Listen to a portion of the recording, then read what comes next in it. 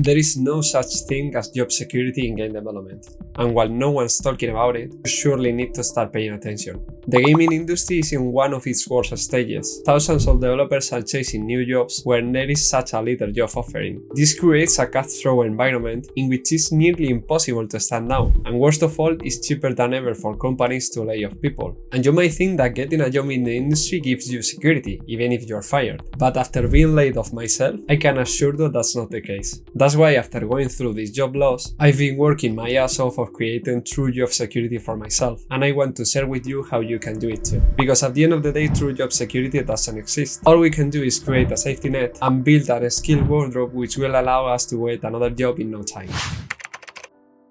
Alright, so I think the biggest light in the gaming industry is that you are secure when you have a job. Because you might think, alright, now I have a job and companies can't fire me instantly. But the problem is that the market is so saturated that if you are not going to do the job the way the company wants you to do it, they can fire you and start looking for another person for the job. This is true because in 2023 and 2024, the game development workforce has almost tripled from the last year, meaning that for every job you look, 1,000 people looking for the same job. So companies can fire people and recruit another one in no time. This adds to the fact that firing people is actually very cheap. I don't really care if you live in the UK, USA or Europe, because no matter where you live, the system is designed to favor the employer and not the employees. And if in your country you have such a high salary, your boss can fire you without previous notice. And if they had to go through a bureaucratic process to fire you, you probably don't have such a high salary. For example, in Spain we have kind of job security for ourselves, but our salaries are so low that it doesn't matter that your employer has to give you some compensation for laying you off, because the numbers don't match up the cost of living. This means that you are wholly responsible for your own job security, and you need to build some safety net in which to land when you are laid off, not only in game development but in any industry really. Just think of two developers, Vin and Kelsier. If Vin decides to foster her skills and save a little bit of money every month, if she gets fired, she can not only live on her savings, but also rest assured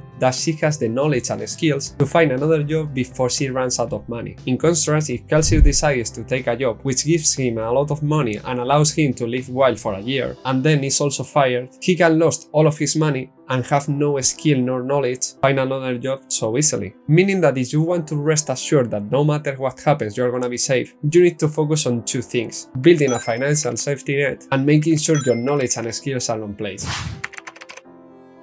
Alright, I know finances are not the like of everyone, and usually game developers don't talk that much about money, but don't worry because I'm gonna make it super quick and easy. The first thing I want you to think about is about your mindset of money, because personal finance is one skill more to be learned. In the very best book I've read about the theme, The Psychology of Money, Morgan Housel says that financial success is not a hard science, it's a soft skill where how you behave is more important than what you know. And the very best thing is that it's pretty much easy to get the basic right. You just need to have A system for managing your month-to-month expenses, and B, a rough plan of where you are going with your finances. For the month-to-month management, I just recommend that you use the 50-30-20 rule, which means that you divide your money in 3 buckets. Living expenses, which will take 50% of your monthly income to pay gym memberships, rent, or any other house billing. Then take 30% of the rest to leisure activities like eating out or making some activity. And finally, saving up 20% of your total income, which you, for example, could divide 10% to savings for medium-term goals and 10% for long-term goals like investing or retirement. The beautiful aspect of this rule is that this takes into account the 3 most important aspects of personal finance. Firstly, being able to cover your living expenses, and then finding a balance between saving money but also enjoying it in the present. Because wasting all of your money every month is as bad as saving it all, because you might end up dying with a lot of money in the bank. If you want to try this technique for yourself, I've left in the description a link to an Excel template for you to use. There you will also find a link to Thomas Frank's tech tree about personal finance, a super useful resource which gives you a bird's eye view of the path you should be following with your personal finances, letting you choose between focusing more on savings, investment, or building wealth on the side. The idea is that you have a rough plan in your head about what you are gonna do for the next 3 months, 6 months, or a year, taking into account what happens if you lose one of your income streams. Okay, and that's all from finance. I hope it wasn't so bad. Okay, to understand the importance of knowledge and skills, I want you to quickly introduce the 5 buckets concept from Stephen Bartlett, the author of The Diary of a CEO, a book in which he showcases a really interesting framework to think about your career. Stephen divides the professional capital in 5 buckets: your knowledge, i.e. what you know, your skills, what you can do, your network, the people you know, your resources, your job conditions, and finally your reputation, what you are known for. And he advises to focus firstly on the first 2 buckets of the list, because those 2 are the only ones which can never be taken from you. If you are fired, you can lose your money, your reputation, and your contacts, but you can never lose what you know, meaning that these things are the things that you take for the next job. So unless you are sure that you have the knowledge and skill bucket sufficiently filled, you need to focus on jobs which fill those buckets, because they will come super handy in the future if you need them.